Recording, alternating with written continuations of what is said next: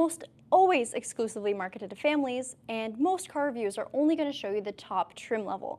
Now, in today's video, we have the Carnival LX, which is the absolute entry trim level for the Kia Carnival here in Canada. And I will admit, minivans, they're really good for families. There's a reason why they're a top choice. But there's so much more that you can actually do with this vehicle. It's something that I don't think just suits your passenger needs, it suits your life needs. So in today's video, we're doing a full exterior, interior, powertrain, technology, you name it, walkthrough. And we're doing it live. So this is in person, real time, no script, just me, you, the car, and hopefully good internet connection. I'm gonna have Adam, our cameraman, flip over the camera in just a second, but before that, I wanna talk to you guys about the price point. Sorry, Adam. So the MSRP of this particular trim level, which again is the entry model here in Canada, is $41,895 Canadian. This is also the V6 gas model because just last year, the Kia Carnival announced that it would also have a hybrid. So let's talk about the absolute basic model starting now. Adam, you may flip the camera.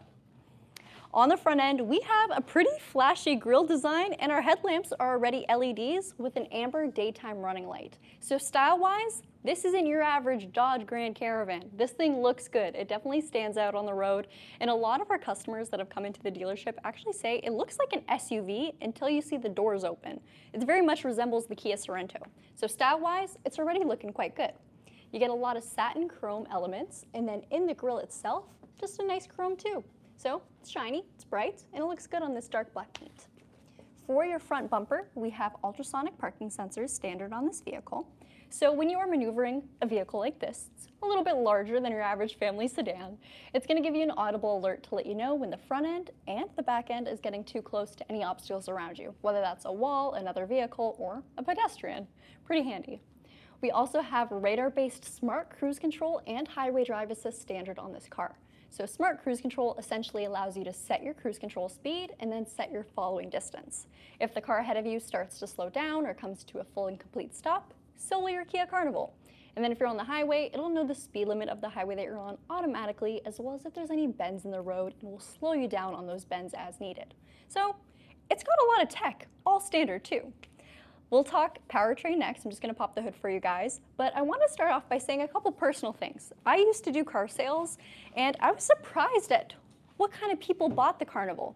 Obviously, we saw a lot of families who needed seats and they needed space. But I've also sold quite a few Carnivals to people who owned businesses. They didn't necessarily have kids or passengers to lug around, but caterers and more specifically, cake makers. I sold, if you guys are watching this right now, hi, I love you and I miss you. And you make really good treats. But caterers, if you're putting, your desserts back there or whatever food you're sourcing, bringing, there's so much space. And the Carnival actually lets you remove the second row seats entirely. So if you just need a flat floor back there, it's modular. You can configure it that way. All right, now for the powertrain. So on the LX model, we have a 3.5-liter naturally aspirated V6 powertrain.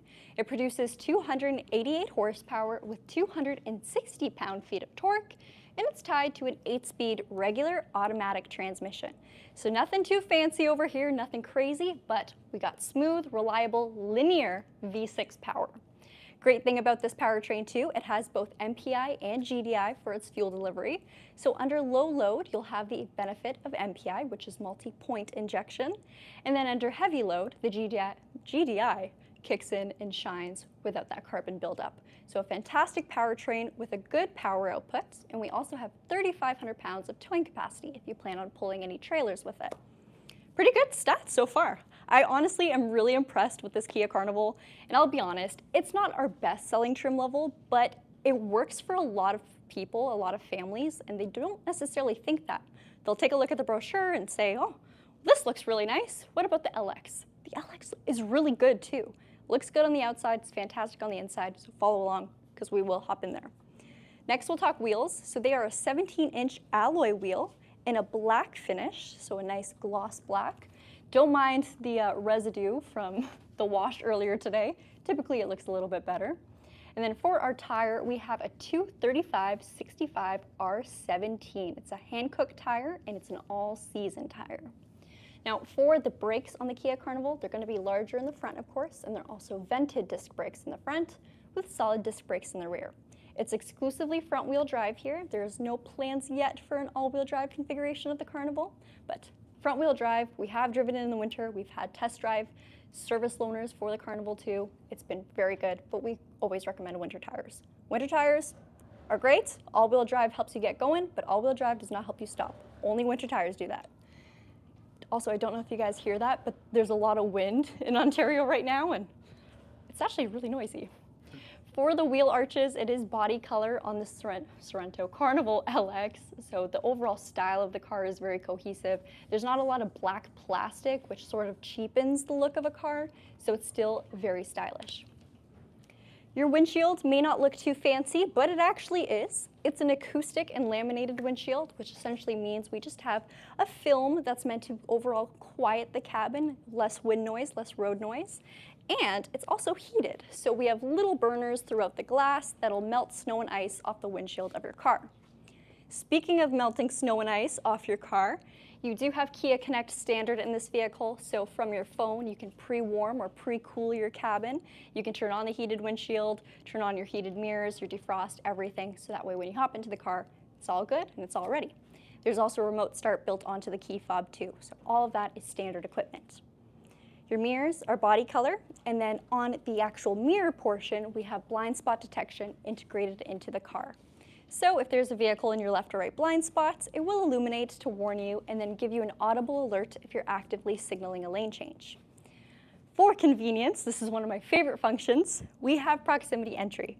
So both the driver and passenger front doors will have this small little button, hard to see with the black exterior paint, but hopefully it's visible. And as long as the key is somewhere on you, you'll simply press that button to unlock or lock your car. So let's say you're a tradesperson and you got a lot of stuff going on, a lot of equipment. Toss your key somewhere in your pockets, just walk up to your car, it'll let you in and allow you to lock it without digging for it nonstop. Very, very handy. Now here's the little elephant in the room. Why a lot of people upgrade from the LX to the LX Plus is because of this, but this might not necessarily be a bad thing, depending on your lifestyle. So we have our sliding doors, but they are not power sliding doors on the LX. You have to go to the LX Plus to get that. Now, my typical Gabi response to that is, well, if it ain't broke, don't fix it. Good thing about manual sliding doors is you don't have to worry about the mechanism actually breaking or going faulty in the future, especially if you plan on keeping this car for a long time or if you're using it more so as a work vehicle. The simpler it is, usually the better in the long run. But yeah, we just have regular manual sliding doors. They still slide, but it's not by pressing a button and letting it happen. Which arguably, this could be quicker. You can open it faster. Anyway, quick peek inside the cabin before we actually take a look inside. We have our 8-seater configuration. Now, the Kia Carnival only offers an 8-seater up until the SX Plus trim level. Then it becomes 7 seats. Now, a lot of the times on commercials or car reviews, you typically see the SX Plus, and that's the Carnival that has those VIP recliner seats that are heated and ventilated. All of those are very cool, but let's be honest, if you're buying this vehicle just because you need a people mover or because you need to operate and run your business through the car, you probably don't need that. And that's where the LX really does shine. You save a lot of money, and the seats actually are removable, versus on those VIP loungers, you can't take them out. Now, at the back end of the car, again, styling-wise, it looks so, so good. Other minivans out there, let's be honest, they just don't look this good. The Carnival is the prettiest minivan, not up for debate. Your taillights are a mix of LEDs and regular bulbs, and you have a high-mounted stop lamp integrated into the spoiler. Your rear wiper is also hidden underneath the spoiler too, so it kind of cleans up the look of the back end, but in the utility world or practicality world, it also keeps the wiper away from ice. So here in Canada, we get snow, we get ice. It's not fun picking it off. It's not fun having it stuck to the back of your car, that's for sure. Let's open up the lift. Of course, it's not powered on this trim level either, but it is easily accessible, being as it's only one trim level up from the base LX. We've got our rear seats folded down right now. They go completely into the floor to give you a fully flat workspace. Again, great if you are using it just for the space, not for the seats. If you do need to summon the seats back up, it is easy, and I'll show you. So we got steps on our handles. This is step number 1. We'll give it a lift the seat upwards. It'll lock into place there, and then to actually bring the seat over, we have step number 2, which is this tether. Give it a pull. We'll lock the seat into place. There we go. And those are 2 of our seats. The right-hand side is your 40 split, so this is the secondary seat if you'd like to bring it up, or sorry, third seat if you'd like to bring it up. So again, even just this way, I can configure it. If I have to take a third person and I took out my middle seats, they're gonna sit all the way in the back of the car, which might be a little funny, but nonetheless, very easy to configure how you'd like your seating arrangements. It's also worth noting that if you are buying a Kia Carnival for accessibility reasons, let's say a wheelchair lift, an LX or LX Plus is probably the way to go because it really simplifies the cabin, gives you a lot more work room for whatever extra equipment you need to add onto your car. Another business I've seen in my car sales time here is dog groomers. So dog groomers love their vans because, of course, if they're carrying their vehicles with them or their equipment with them, it's almost like a pickup truck, except everything is still within the car. It's not separated from the box of a truck. So very, very convenient in that sense. Very practical. It's an urban pickup truck. And then for our fuel door, we have a 72-liter tank. The Carnival only takes regular fuel, only needs regular fuel, I should say. I guess you could put fancier gas in it, but you don't need to. And it's about 11.8 liters per 100 kilometers combined. So that's highway, there we go, highway and city driving. So that sums up our exterior. I'll give you guys a quick few fast nerdy facts if you want them. The suspension is a multi-link rear suspension, so handles nicely. Again, transmission is a regular 8-speed automatic, and we have that 3.5-liter V6 gasoline engine. If you really want a hybrid, we do have a hybrid now too, but it will be a higher trim level. Only the LX Plus comes as a hybrid for the LX trims. So you'll get power sliding doors on the hybrid version of this car. All right. Oh, one more thing. Because we have the black model here today, I feel like I have to highlight this. So our exterior styling elements are typically this chrome finish on the Carnival. Don't laugh at me when I say this, but I like to call it a little bit of hearse-like styling. Yeah, the black with the chrome feels a little hearsey, but it still looks better than a Caravan, so I can't complain. All right, I'll have Adam give a quick pan of the interior before I hop in, and here's where a lot of people get surprised that this is an entry model. You have a two-tone finish, so you'll notice your door cards and the lower portion of the dash have a bit of a brownish gray tinge to it. I don't know how it appears on camera. It looks a little gray, but in person it feels a little bit more brown. So it feels fairly premium in here. Even your cloth seats, they have a cool pattern on the inserts of them, as well as the lower portion. They give a little bit of style to the cabin. They're also very comfortable, and while they are manual for your adjustments, they're still easy to configure, easy to find a comfortable spot for you. So I'm gonna kind of switch spaces with Adam and hop in for myself. Height-wise, this van isn't too high, it's also not too low, so you kind of just slide right into it. Perfect height setting. If you'd like to adjust your seat, you can pump it up for height or pump it down to drop it. You've also got your backrest. Whoop. And then we have our little bar between your legs to move it on its rail. Quick look at our left driver knee area. You can adjust the brightness, turn on or off your traction control, and then on the door card we have our mirror controls, our door unlocks, and then a power or express window for the driver with regular power windows for the rest of the vehicle. Now again, in terms of safety, I already touched on the highway driving assist, the blind spot detection, and the smart cruise control, but let me do a quick rundown of the rest of the standard safety functions. So we have rear cross traffic collision avoidance assist, and essentially what that means is if I'm reversing my car and someone's driving up behind me or even walking from behind me, it'll warn me up here and then also apply the brake if it senses I am not taking correction. Same thing for the front. If I'm driving my vehicle and it senses a risk of a collision with either another vehicle, pedestrian, or cyclist, it will warn me and then apply the brakes. And that is, of course, at moving speeds, so low speeds and high speeds. I believe the max capacity is it stops at 180 kilometers per hour. But if you're doing 180 kilometers per hour in this van, you are moving. You need to slow down. Okay, let's do a quick pan of the steering wheel, and then Adam will join me in the passenger side. So steering wheel, it's just our basic plastic wheel. We got on the left-hand side our volume controls as well as voice commands and our media mode. You do have a programmable favorites button, so if you'd like to default this to be your end call button or jump you into Bluetooth, whatever you like, it can do that. And then on the right-hand side, we have our quick controls to turn on our cruise control, set your speed with the plus and minus, and then set your following distance with this bottom right icon. On the left, there is, sorry you guys. On the left-hand side, we have the steering assistance button. That'll turn on. Let me show you it in action, actually. I'll press it. So we got that little icon, looks like a steering wheel. And now our lane follow assist system is active. What that means is as I'm driving, hey Adam, as I'm driving and the vehicle sees the lanes ahead of me, it's not just gonna beep at me or ping pong me in my lane, it's gonna keep me centered. So if there's a bend in the road or, you know, slight right, it'll take that for me as long as it's a marked road. If it's a dirt road that you're on, it can't help you.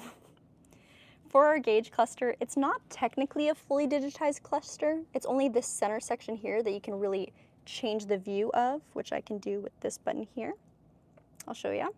We got our trip odometer, our navigation, our lane safety, and then also our tire pressure gauge. The left-hand side will always display your digital speed, and then the right-hand side will have your digital tachometer. Your distance to empty is right up at the top, as well as your current selected gear. You got your speed limit warning at the bottom, and then your fuel gauge right down at the bottom left. All right, the very center, here's where things get really impressive. So standard on this vehicle, 12.3-inch display, so nice touchscreen. It looks good, it's brand new software, but it also has integrated navigation. So let's say you're using this vehicle as a work car and you're visiting clients that you've never seen before.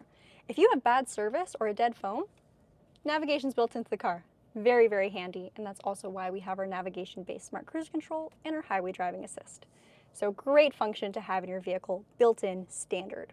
You also have wireless Apple CarPlay and Android Auto if that's more so your jam, and you have guest or driver profiles. So if there's multiple people using this car for work or whatever, for house, for life, you can have separate saves.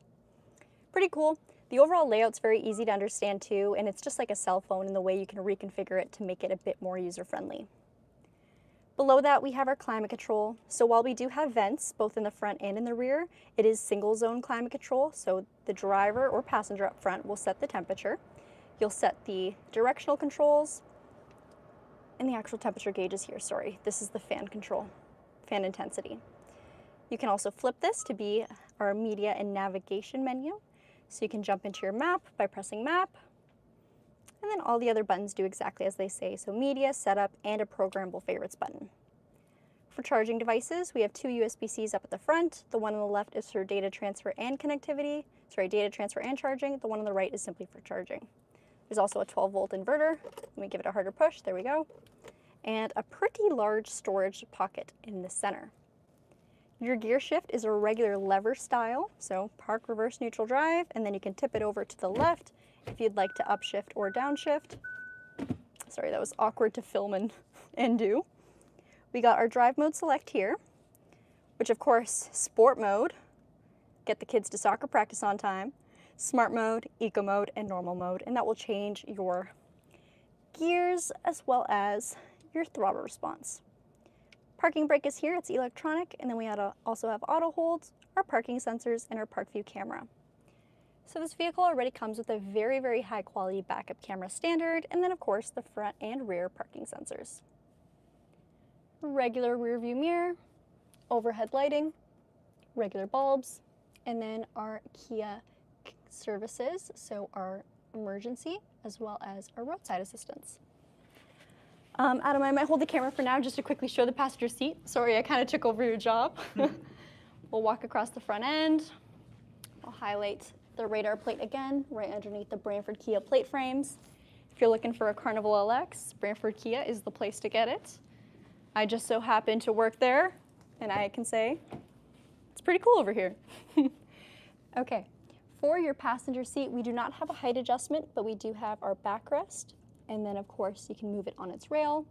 And here again is a closer look at the seating materials. So it's a cloth seat with a very cool center pattern and very comfortable seats. The dash material is a very premium feeling material. A lot of times you'll hop into an entry trim level and just feel plastic everywhere and it feels cheap and, you know, not great. This does not feel that way. It feels like a very premium cabin, and it's surprising that this is our entry trim. All right, Adam, I'll need you now. It's time to check out the seats. So, of course, with the 8-seater configuration, I already mentioned a few times that these middle seats, you can take them out completely. If you want to take one out, take two out, or take all three, it's totally up to you. They all move individually. Speaking of moving individually, they also move separately on their rails. So this middle seat over here, if you want to bring it as close to the center console as possible, you can do that. You can also send them to the back. Let me demonstrate.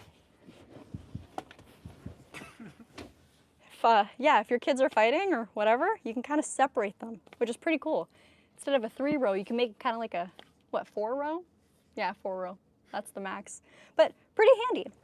All right, these seats also recline, so if you do want to get a little bit more comfortable back here, you can adjust it. And let me also show you the climate control back here.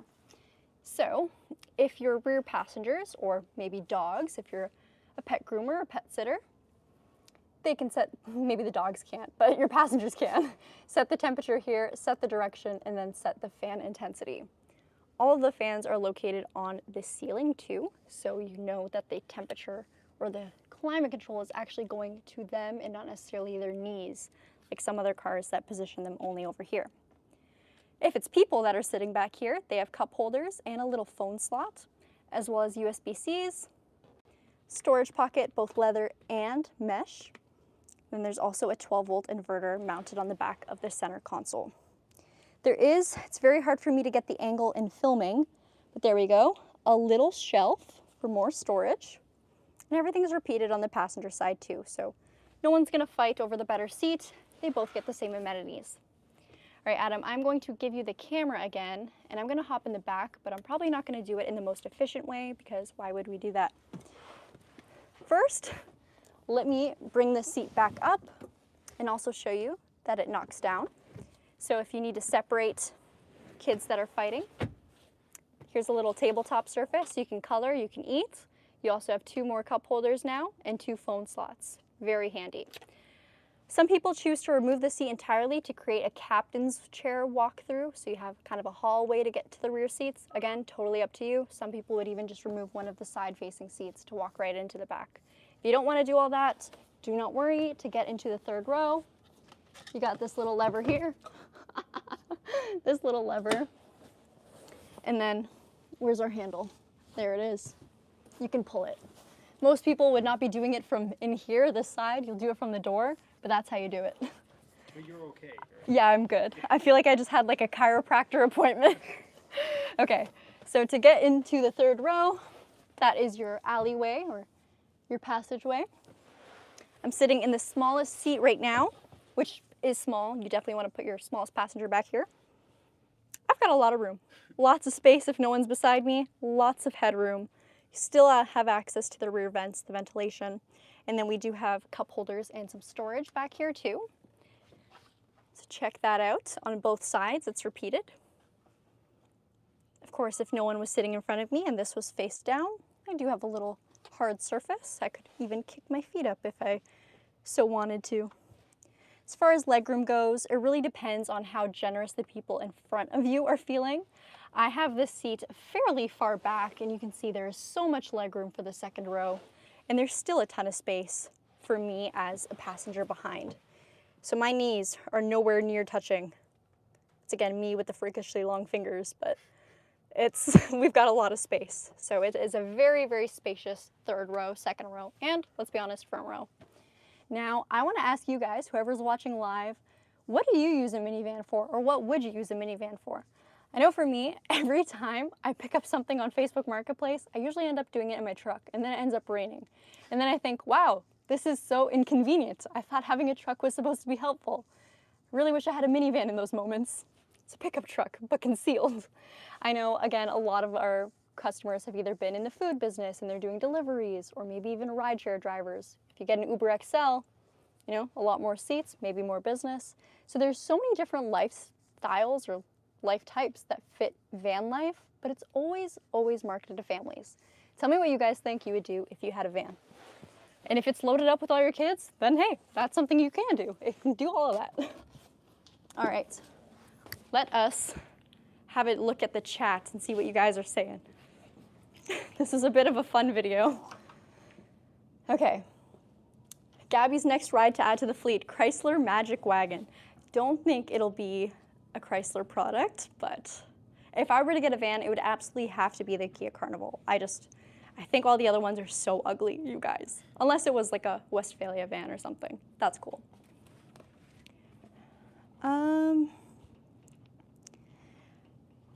We got asked if we would service a Genesis. Absolutely. We've serviced a ton of fun vehicles here. So Genesis, of course, will be fairly similar to what we already have because it is built by Hyundai. So, but we've serviced Porsches before. We've done a ton of different EVs. We've done Teslas. We've done everything. So our techs they're qualified. They're good. They can service just about anything. Mark asked, what a fun video. What's the battery range on it? So this one is a gas model. There is no battery range, no electric range. On a full tank, though, it was reading at, I believe, 580 kilometers. Someone said they wish that it came with all-wheel drive or four-wheel drive. I get that. We do often get asked about it. I will say all-wheel drive is certainly nice, but I do know for a lot of people's living situations or circumstances, front-wheel drive is typically just fine. I should say front-wheel drive with winter tires. But all-wheel drive is certainly helpful if you're somewhere with a lot of hills or, unplowed roads. Mark said, oh, I haven't been here in a while. You should know I love my EV9. Yes, so I remember you, Mark. I definitely remember you, but no EV Carnival yet. No EV van yet. MG said they service a green Chevy Cruze. We have had a green Chevy Cruze here before. What's the long-term reliability outlook for the 3.5-liter V6 in the 2026 Carnival? And are there any known maintenance issues that new owners should be aware of? So, let me talk about this. Our V6s have been pretty bulletproof. Now, with that being said, in the past, and this isn't really a Kia problem necessarily, it's a GDI thing. GDIs are known for carbon buildup, but they have thought about that and have built this engine with both MPI and GDI. So that kind of cancels out that GDI problem there. My mom had the 3.5-liter in her Kia Sorento, and that car would not die as much as she wanted it to, so she could justify getting a new Sorento. But that car ran and ran and ran, and she used it for towing, lots of long road trips. The only complaint she had was that it wasn't great on gas. But of course, if you are getting a minivan with the V6, you probably are a little bit aware of that going into it. I will say this car is not a pig on gas, but it is certainly a minivan with the V6 on gas, so 11.8 liters per 100 kilometers. Guys, hit that like button. Thank you, Blair. Yes, if you are watching this in real time, please leave a like if you haven't already. It certainly helps out the channel, and I hurt myself in today's video, so if you don't do it for the channel, do it for my actual chiropractor appointment. Just kidding, I'm not hurt, but it's okay. MG asked if this is the black edition. It is not. So we have the dark accents already from factory. It's no extra add-on or package that you have to do.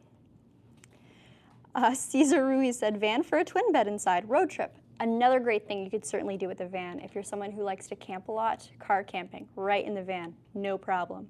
So even if it's just you and your partner, or even just you got plenty of room up at the front. Tuck the rear seats all the way down to the floor, tuck the middle seats completely out, throw them in your house somewhere, use it as your dining room seating, and you got a pickup truck that's covered. Michael's here. I just want to point out Michael. Sorry, he's just standing there awkwardly. I have a live audience today.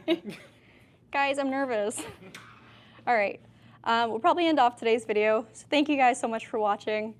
This is Friday, so it's the last live stream of the week. We will be back Monday at 2 p.m. Eastern Standard Time. A couple people are saying hi. Michael, do you want to say hello? Yes. He's feeling a little awkward. Let me take the mic off. I'm the biggest fan. I watch you all the time. Hi, guys. You watch our videos? Yeah, No, he doesn't. it's on my laptop. He only watches the videos he's in because he wants to look at himself. That's it. Okay. All right, bye, guys. Have a good weekend. Bye. Have a great weekend, you guys. We'll see you on Monday.